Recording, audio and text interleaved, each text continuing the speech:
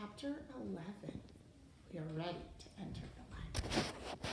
Eager to see what was inside the new library, the 12 essay contest winners quickly gathered behind Dr. Zinchenko. "This way, children," said the head librarian. "Follow me." The crowd cheered as they marched out of the ballroom, toting their sleeping bags and suitcases.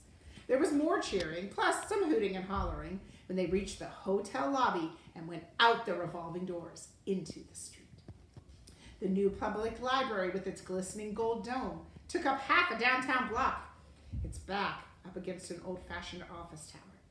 The building was a boxy fortress, 3 stories tall, with stately columns. "It's like a majestic Greek temple," gushed Miguel. "And the world's biggest bookcase," added Sierra Russell, who finally put away her paperback. Velvet ropes lined the path down Main Street, and they led to a red carpet leading up a flight of steps. Kyle had to smile when he saw what was tethered to the railings.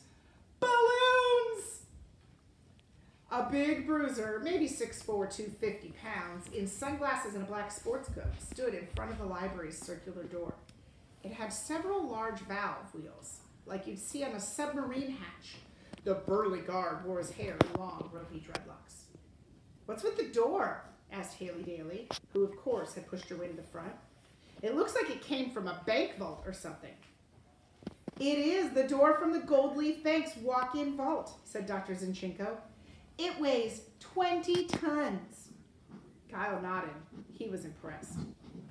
Akini turned around and whispered, "My dad designed the support structure. Check out the hinges." "Why the vault door?" asked Kayla Corson. "Because," Dr. Zinchenko said, "one sleepy Saturday when Mr. Lemoncello was your age, he was working in the old public library. He was so lost in his thoughts, he did not hear the sirens and the police cars. They raced past the library where a burglar alarm had been activated. The door serves as a reminder to us all. Our thoughts are safe when we're in a library. Not even a bank robber can disturb them." Miguel was nodding like crazy. He could relate. "It also helps us remember our most valuable treasures." "There aren't any windows," observed Andrew Peckelman. "I mean, probably to stop bank robbers from busting in, but shouldn't you people have added windows when you turned it into a library?" "A library doesn't need windows, Andrew. We have books." "An open book is an open mind," added Charles Chiltington. "That's what I always say." Dr. Zinchenko pulled out a bright red note card. "Before we enter, listen carefully. Your library cards are the key to everything you will need." She read, "The library staff is here to help you find whatever you're looking for." She smiled, tucked the card into her back pocket, and said, "Clarence, will you do the honors?" "With pleasure, Dr. Z." Clarence turned one giant dial, spun another, cranked a third. Noiselessly, the 20-ton door swung open.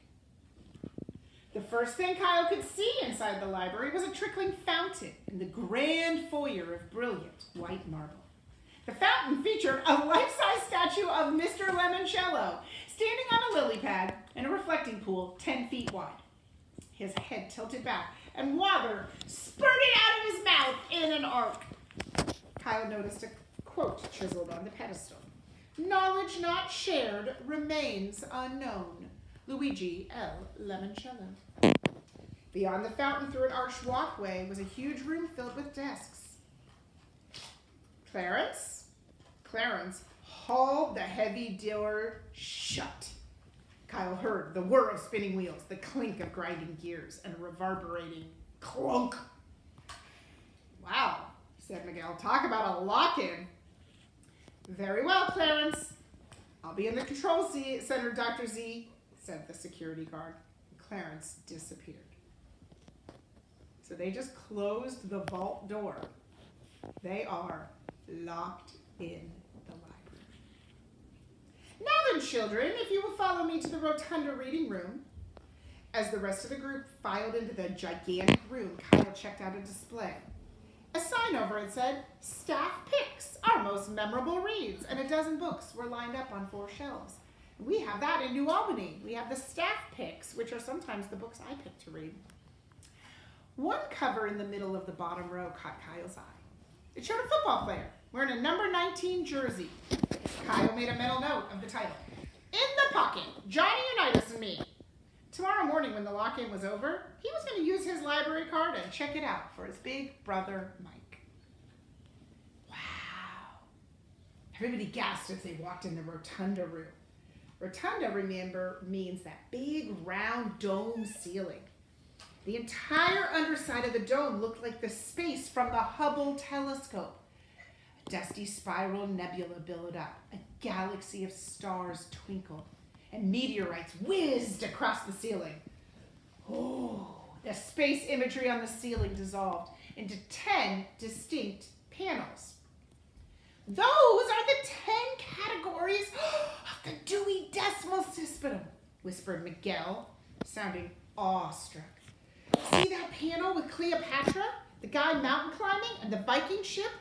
That is for 900 to 999, history and geography." "Cool," said Kyle. Beneath the 10 screens, in arched niches, were incredible 3D statues, and they were glowing green. "Those are holographic projections," said Andrew Peckelman, waving at a statue. So holographic means it's like glowing and you can see it. It's a statue that it looks like it's there, but there's nothing really there. The room under the dome was huge. It was circular with a round desk at the center, surrounded by 4 rings of reading desks. Kyle saw half of the rotunda was filled with floor-to-ceiling bookshelves. The other had balconies on the 2nd and 3rd floor. It reminded him of an atrium in a hotel they'd stayed in. While everybody was gawking at the architecture, Dr. Zinchenko said the words Kyle had been waiting for all day. "Now then, who's ready for our first